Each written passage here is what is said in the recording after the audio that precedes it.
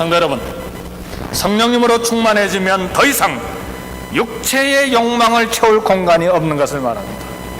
성령님으로 충만해지면 더 이상 육체의 소욕을 이룰 공간이 존재하지 않는다는 것을 말해요. 성령으로 충만해졌기 때문에 더 이상 육체의 즐거움을 위한 공간이 전혀 남아있지 않다는 것을 말합니다.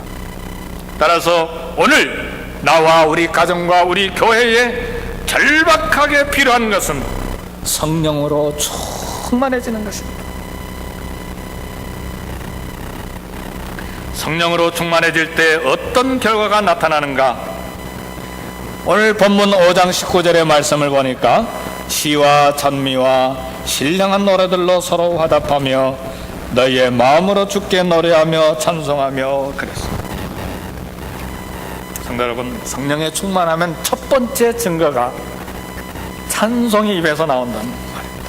즐거운 노래가 찬송이 입에서 쏟아져 나오는 것이 성령 충만의 첫 번째 결과입니다. 성령님 충만으로 거룩한 즐거움, 신령한 기쁨의 찬송이 쏟아져 나온다는 말이에요. 그래서 성령으로 충만한 사람이야말로 음악성이 비록 부족해도 하늘 보좌에 드릴 수 있는 영혼의 찬송이 그 입에서 나올 수 있다는 말이에요. 두 번째 성령 충만의 결과는 20절의 말씀을 보니까 범사의 우리 주 예수 그리스도의 이름으로 항상 아버지 하나님께 감사하며, 두 번째 성령 충만의 결과는 감사하는 사람이 돼요. 일만 생기면 불평하는 것이 아니고, 불만을 터뜨리는 것이 아니고, 불평에 찌드는 사람이 되는 것이 아니고, 성령에 충만하면 범사에 감사하는 사람으로 변화된다는 말이에요. 불평으로 가득 찬 탕자의 형과 같은 사람이 모든 환경에서 감사한다는 말이에요.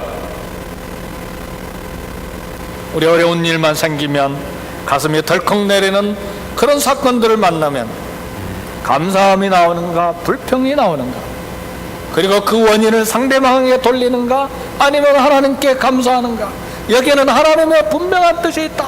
범사에 감사라고 했으니까 이유는 잘 모르지만 하나님이 책임지시겠지. 왜? 나는 잘 모르지만 범사에 감사라고 했으니까 감사하자. 이게 성령 충만한 사람의 마음이에요.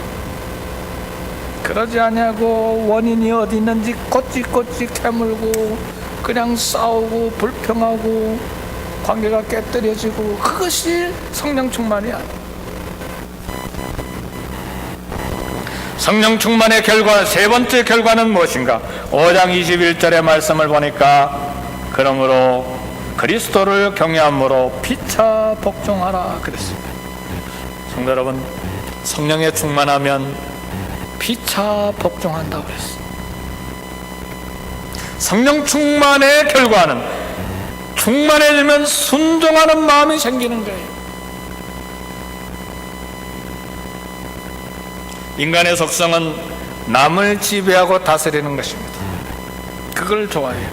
그러나 성령님은 마음으로부터 순종하는 마음, 복종하는 마음을 일으켜요.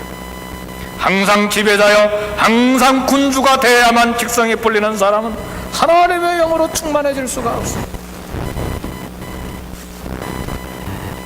여기 본문에 보니까 성령 충만의 결과로 그리스도를 경외함으로 피차 복종하라, 서로 간에 복종하는 것입니다. 그래서 성령의 충만으로 피차에 복종하는 사람이 되는데, 이제 5장 하반절부터 그 다음에 6장에 이르기까지 세 관계를, 성령 충만의 결과를 세 관계를 비유로 들어서 이야기하는데, 남편과 아내 사이에 사랑과 복종이 일어나요. 이게 성령 충만의 결과예요. 그리고 부모와 자녀들 사이에 순종과 온유함의 교육이 관계가 형성이 돼요. 그리고 고용인과 피고용인 사이에 진실한 고용과 노동이 서로 오고 가게 돼요. 그러니까 성령에 충만하면 남편과 아내, 부부 사이의 관계가 변화가 되고, 부모와 자녀 사이의 관계가 변화되고, 사회가 변화된다는 말이에요. 다시 말하면 우리 교회도 변화가 일어난다는 말입니다. 모든 관계의 질적인 변화가 일어나게 된다는 말입니다. 그래서 성령 충만의 결과를 보면서 우리 마음속에 간절한 소원이 생겼는데 그것은 성령으로 충만해지는 것입니다. 이것이 어리석은 자가 되지 말고 그리고 성령에 충만하라고 명령하신 우리 주님의 뜻인 것입니다. 성도 여러분, 오직 성령의 충만을 받으라. 받는 구체적인 몇 가지 방법들이 있는데 오늘 본문의 말씀 보니까 오직 성령의 충만을 받으라는 이 명령의 의미에, 이 단어 의미에 받으라 이 말에 4가지 문법적인 어법이 들어가 있어요. 헬라어가 가지고 있는 문법적인 특성입니다. 영어나 우리 한국말에는 그런 게 없어요. 스페인어나 포르투기스, 브라질 사람들이 쓰는 포르투기스나 헬라어는 그런 어법을 가지고 있어요. 의미만 보면 단순지 복순지, 현재인지 과거인지, 그리고 1인칭인지 2인칭인지 뭐 이런 게 다 들어가 있어요. 오늘 성령 충만을 받으라는 말에 4가지 문법적인 구조가 있는데 현재, 복수, 수동, 명령형이에요. 현재형으로 쓴 이유가 있습니다. 여러 번 반복해서 이야기했지만 헬라어의 현재형은 계속 반복 진행의 뜻이 들어있어요. 그러니까 성령의 충만을 받는 것은 한 번 받는 것으로 끝나서는 안 된다는 이야기예요.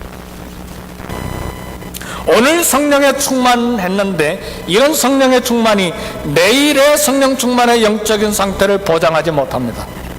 오늘 아침에 성령 충만했지만 오늘 밤에 죄 짓다가 다 쏟아버리는 경우가 있어요.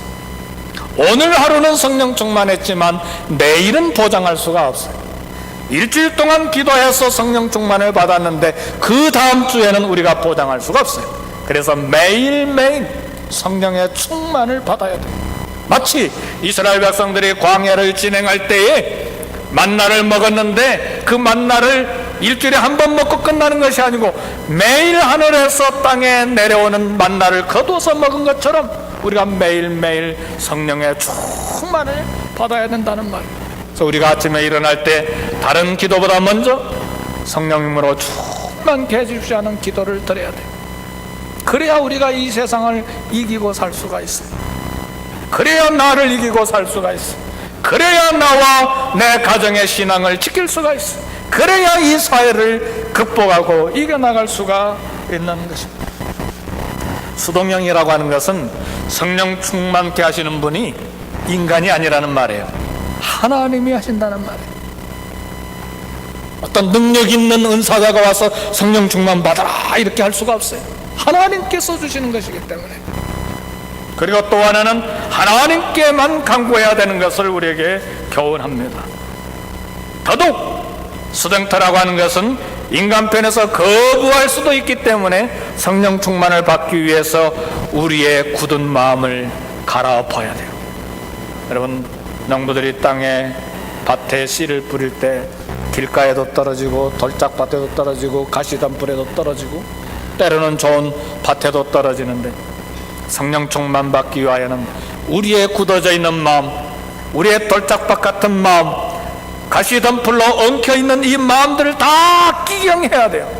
갈아엎어야 성령의 충만을 받을 수가 있다는 말이에요. 그렇게 하고 간절히 엎드려서 하나님 앞에 충만받기를 기도해야만 합니다. 명령형이라고 하는 것은 성도 여러분, 하나님의 법에는 2가지가 있어요. 하나는 하라고 하는 명령이고 하나는 하지 말라고 하는 명령이에요. 하지 말라 했는데 만지지 말라, 이 법궤를 만지지 말라. 우사가 만지다가 죽었어요. 그러니까 하지 말라는 거 하면 그건 죄예요.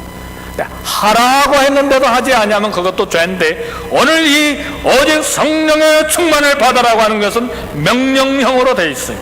그러니까 성령 충만은 받아도 되고 안 받아도 되는 것이 아니고 반드시 받아야 될 하나님의 명령이에요. 받지 않으면 죄예요.